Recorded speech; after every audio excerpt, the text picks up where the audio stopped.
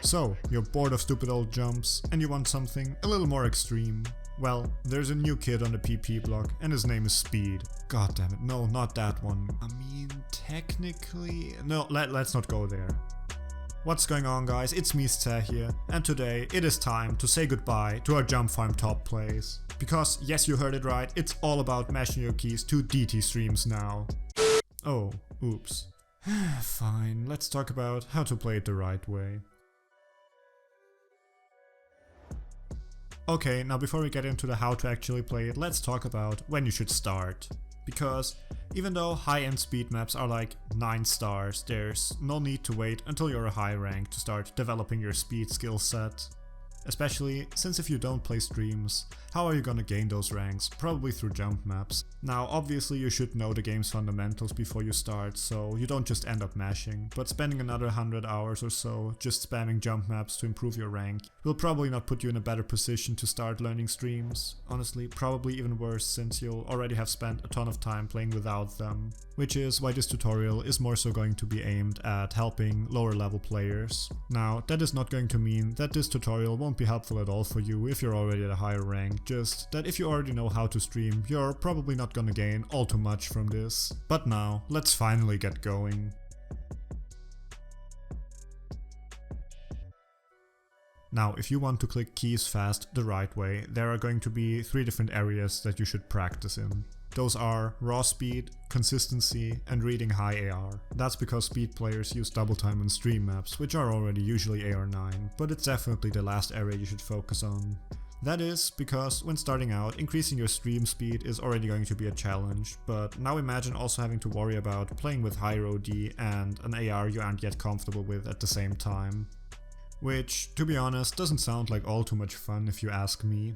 But luckily this isn't an issue anymore, because thanks to the fun orange speed changer, you can just set the BPM to whatever you want to practice. And as long as you lock the AR and OD, you won't have to worry about them at all. Link is obviously in the description.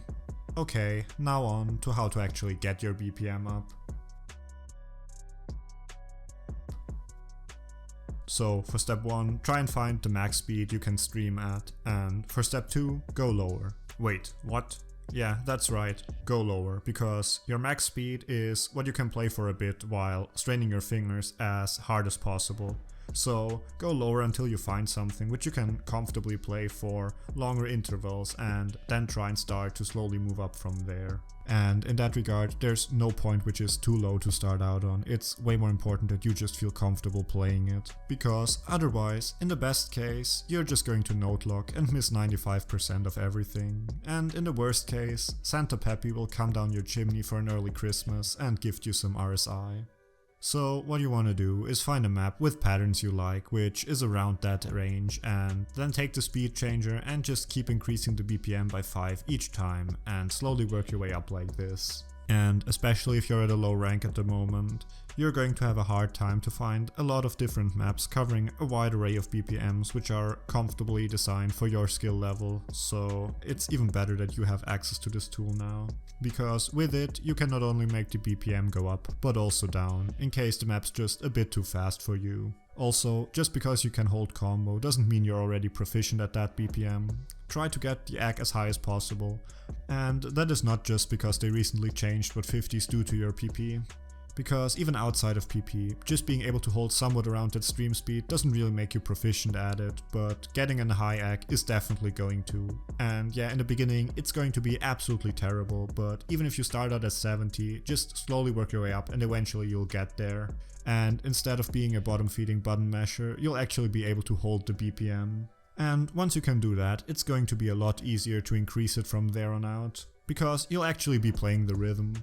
And this is where another tool comes in, because it's going to help you with exactly that. It's a web-based stream speed calculator, and obviously it's also going to be linked down in the description if you want to check it out. Now, in the beginning it can help you to find the stream speed you're comfortable at, but later you can also use it as a way to practice consistency outside of the game. Now, for that, just open it up and set it to as high a number as you're comfortable with. Then just start clicking away and try to hold whatever BPM you're trying to practice. You can also set it to a really high number, but in that case it's probably less of really a consistency practice but more just stamina. Which now leads us on to our next topic, which is going to be stream length.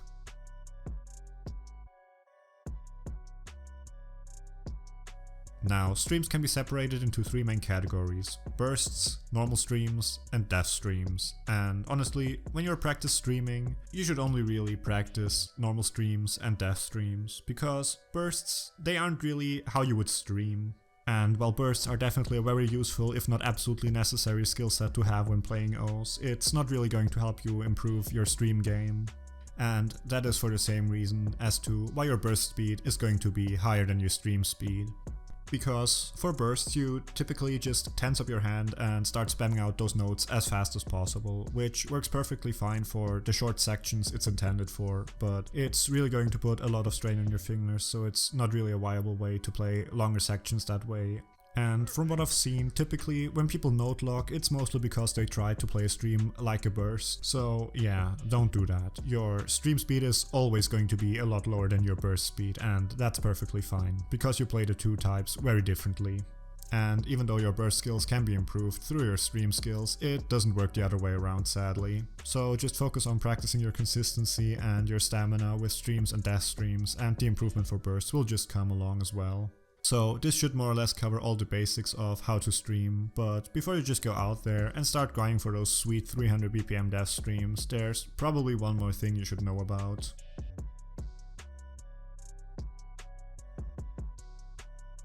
Now, as with all things in O's, it's really important to try and avoid overdoing it or doing it wrong, as it can lead to you damaging your hands. But with speed, it's going to be even more pronounced, simply because of its nature. So basically, the easiest way to put it would be, if it starts to hurt, stop. Now, this should probably already be self-explanatory to any rational being, because otherwise you might as well start out your training sessions with "Welcome to my RSI speedrun."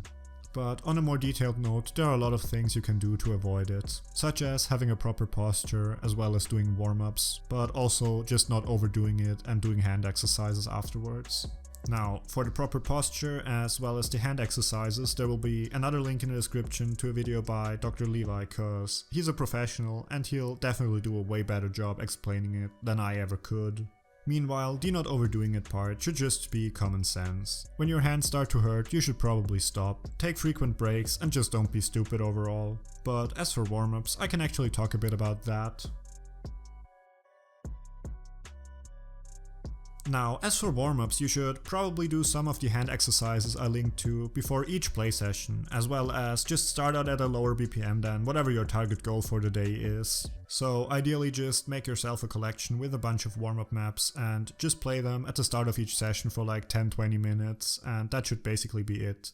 And with that, we've reached the end of today's video. I really hope you found this guide helpful, and if you have any suggestions, please leave them in the comments down below, and if you enjoyed, please like and subscribe, and with that, see you next time.